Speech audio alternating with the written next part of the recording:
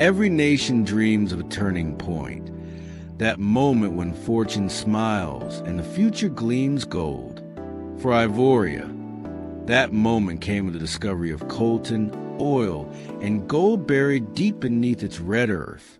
But where there is gold, there is greed. And when power meets greed, what begins as a dream soon becomes a curse. This is a story of a nation that sold its soul, one deal at a time. The year was 2003. Across the dusty plains of Ivoria, banners fluttered in the wind. A new dawn of prosperity. The people believed it.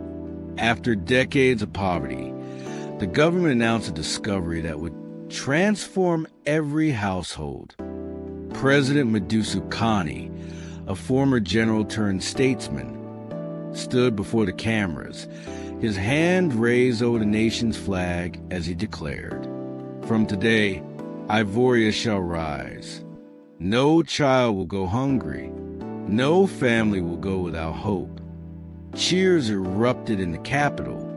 Foreign investors flooded in. Delegates from Europe and Asia dined in five-star hotels, signing documents that promised billions in mining contracts. But beneath the polished speeches, something sinister was already unfolding. Behind closed doors in the marble halls of the presidential villa, a different deal was being signed, one not meant for public eyes. The government had partnered with a conglomerate called Gold Bridge Corp, granting them exclusive rights to extract minerals for 25 years. On paper, it was a fair partnership, 60% to Ivoria, 40% to Gold Bridge. In reality, over a dozen shell companies were registered under names tied to the president's relatives and political allies. The real profits and the real power were already spoken for. Civil servants who asked questions were silenced.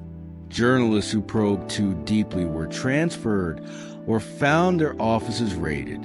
But in the rural mining towns, the truth began to whisper. Families who had lived for generations along the Goma River were suddenly evicted. Soldiers arrived in trucks, telling farmers their land was now state property.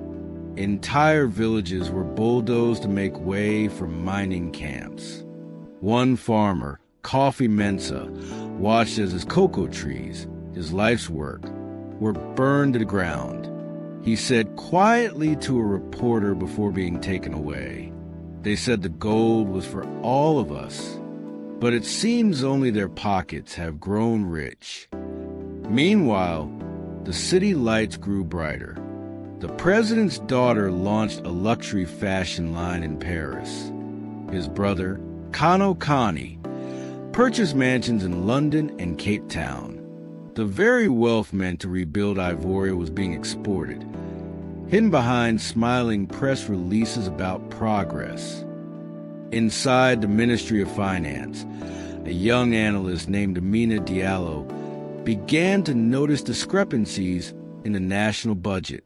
Funds earmarked for rural development vanished overnight. Foreign investments arrived but were never accounted for. She confided in a friend, whispering late one night, "They are robbing the country in broad daylight, and they call it development." Her words would later echo across every screen in the nation. But for now, they were just whispers, lost in the noise of propaganda. 6 months after the Golden Deal, Ivoria's GDP numbers soared. The government proudly reported a record surplus.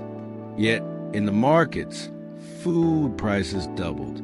Schools ran out of books. Hospitals had no medicine. Ordinary citizens began to ask, if our nation is rich, why are we still poor? The government's response was simple. More promises, more parades, more lies. Billboard proclaimed, "Ivoria is shining brighter than ever."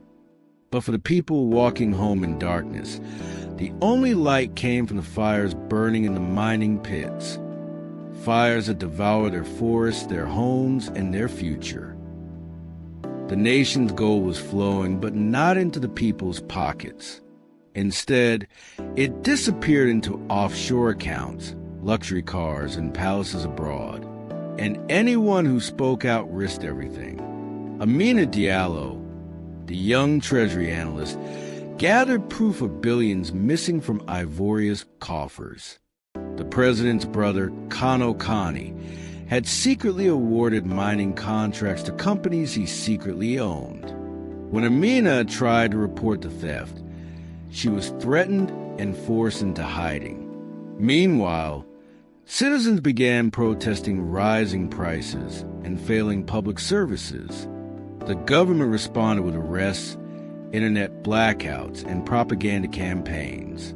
Despite the danger, Amina shared her evidence with international authorities and NGOs. The story of Ivoria's stolen wealth spread worldwide, exposing the scale of corruption and igniting the first sparks of mass outrage. Amina had the proof, but the corrupt elite had the guns. Could truth survive, or would the people's treasure be lost forever? The streets of Ivoria were alive with the sound of fists on pots, voices shouting, and drums of defiance. Years of stolen wealth, broken promises, and empty schools had reached a boiling point. And in the heart of the capital, a single question echoed: who really owns this country? By 2019, protests had erupted across Ivoria. Young people, mothers, and workers marched with banners reading, "Our gold, our future. Stop the looting." The government tried to suppress the demonstrations. Security forces fired tear gas, blocked roads, and detained activists. Yet the movement only grew stronger, fueled by social media posts exposing the corruption of President Medusa Kani and his family. Amina Diallo, now a symbol of courage, returned from hiding to guide the movement, providing documents, evidence, and strategy to protest leaders. As the story spread globally, foreign governments froze accounts linked to the president's relatives. Investigative journalists reported on billions stolen and the devastation left behind in rural communities. Schools without books, hospitals without medicine, and rivers poisoned by mining waste.